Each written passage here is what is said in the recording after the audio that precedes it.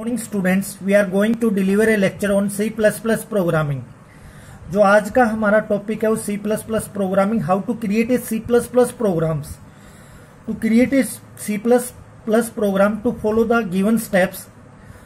कुछ स्टेप्स को हमें फॉलो करना पड़ेगा। जैसे हमने कल भी बताया था, ये हमारा कमेंट के लिए यूज होता है। कोई भी हमें कमेंट बनानी है प्रोग्राम के अंदर, उसको कंपाइलर C++ कंपाइलर इग्नोर कर देता है। एज ए प्रोग्राम काउंट नहीं करता। जैसे हमें प्रोग्राम के अंदर लिखना है write a program sum of 2 number, तो इसके आगे 2 स्लैश लगा देंगे तो ये कमेंट बन जाएगा।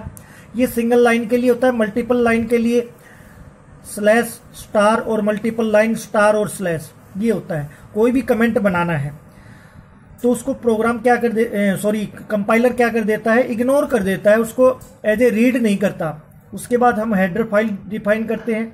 फिर हमारा मेन फंक्शन, पहले इनपुट होता है, फिर आपका प्रोसेस होता है, फिर आपका आउटपुट होता है।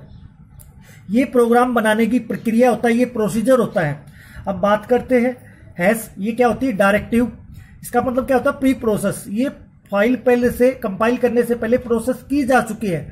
आईओ स्ट्रीम, देखो यहाँ पर 2 क्लास हैं, एक तो आई स्ट्रीम है, एक ओ स्ट्रीम है। आई स्ट्रीम का ऑब्जेक्ट सीन होता है और इसके साथ ये इनपुट ऑपरेटर यूज होता है और इसका काम इनपुट कराने के लिए यूज किया जाता है। ओ स्ट्रीम का जो ऑब्जेक्ट होता है वो सी आउट होता है और इसके साथ ये पुट या आउटपुट ऑपरेटर बोलते हैं इसको। अगर हमें वैल्यू इनपुट करानी है तो हम किसका यूज करते हैं? सीन का। और इसकी हेडर फाइल कौन सी होती है? I stream. अगर हमें कोई भी स्टेटमेंट या कोई रिजल्ट प्रिंट कराना है उसके लिए हमारा क्या यूज होता है? सी आउट। और इसके साथ ये ऑपरेटर यूज होता है जिसको पुट ऑपरेटर बोलते हैं।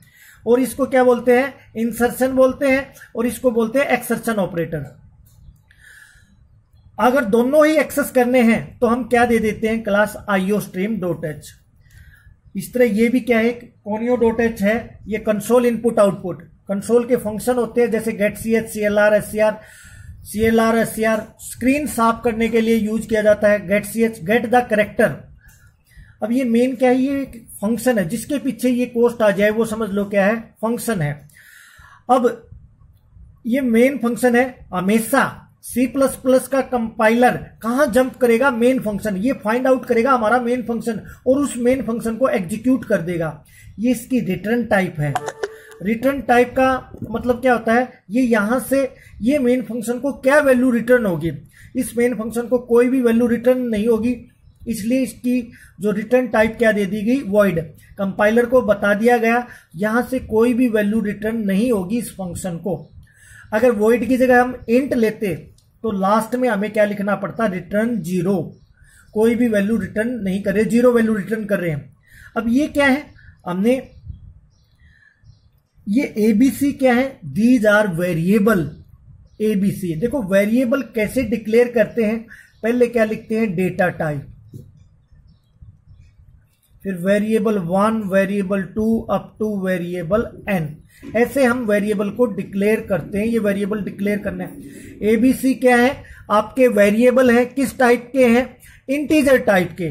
तो कहने का मतलब क्या है? ABC में जो वैल्यू स्टोर करा सकते हो वो इंटीजर ही वैल्यू स्टोर करा सकते हो।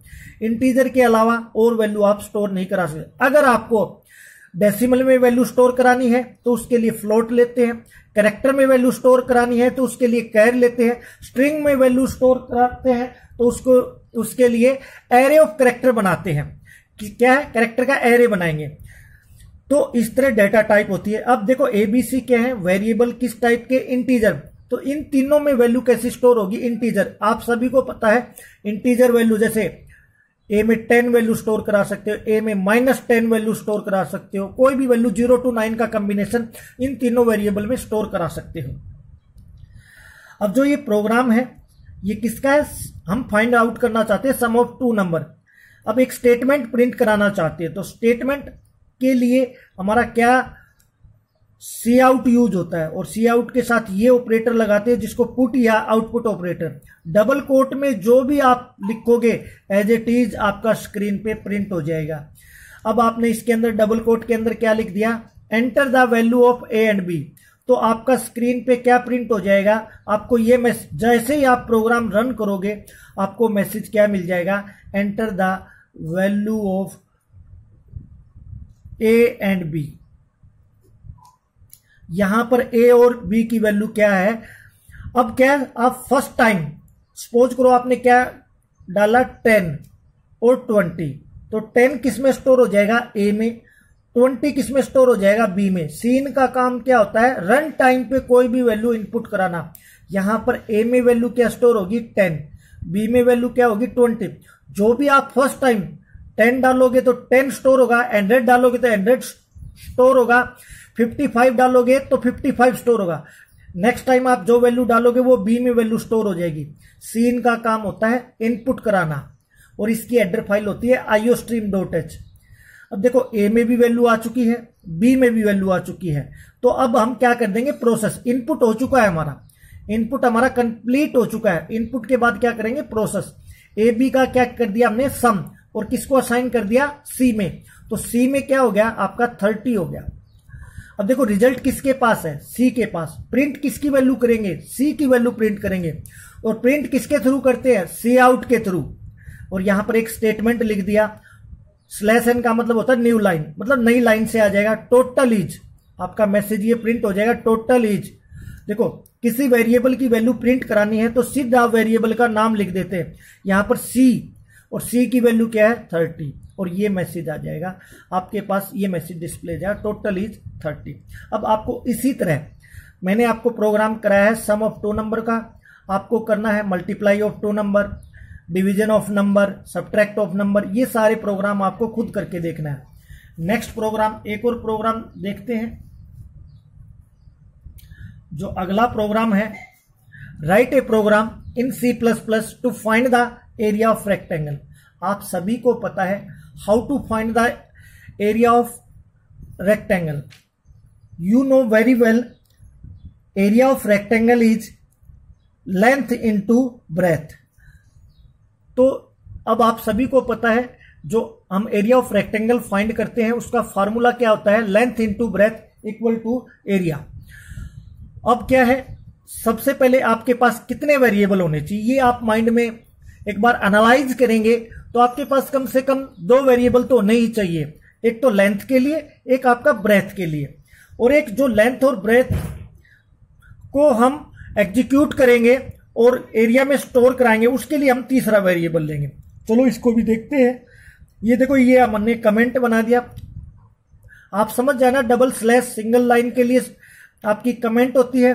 मैंने अभी बताया था ये आपकी हेडर फाइल है। सबसे पहले प्रोग्राम में आप हेडर फाइल डिफाइन करेंगे, फिर आप मेन फंक्शन, फिर आपका जो भी, फिर आप वेरिएबल डिक्लेरेशन, फिर आपका जो भी लॉजिक है वो लॉजिक लगा देंगे। यहां मेन फंक्शन, यहां पर देखो 3 वेरिएबल डिक्लेयर किए हमने, 3 वेरिएबल डिक्लेयर किए। एक वेरिएबल का नाम लेंथ, एक का नाम ब्रेथ, एक का एरिया। तो ये 3 किस टाइप के? फ्लोट। अब देखो एक नई डेटा टाइप आ गई। वहां पर जो प्रीवियस प्रोग्राम में, इस प्रोग्राम में यहां पर इंट थी, इंटीजर। यहां पर आप डेसिमल में वैल्यू स्टोर करा सकते हो, जैसे 12.5। अगर आपको डेसिमल में वैल्यू स्टोर करानी है तो उसके लिए हम डेटा टाइप कौन सी लेते हैं? फ्लोट।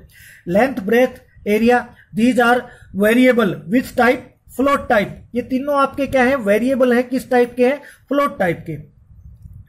अब देखो आप एक मैसेज प्रिंट कराना चाहते हो, enter the length of rectangle. आप सभी को पता है किसका यूज करेंगे? सी आउट का। आपका एक मैसेज प्रिंट हो जाएगा, एंटर द लेंथ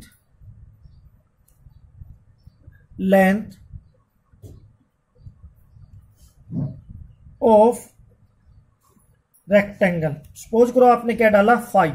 तो 5 किस में स्टोर हो जाएगा? लेंथ में। लेंथ में क्या वैल्यू स्टोर हो जाएगी? 5।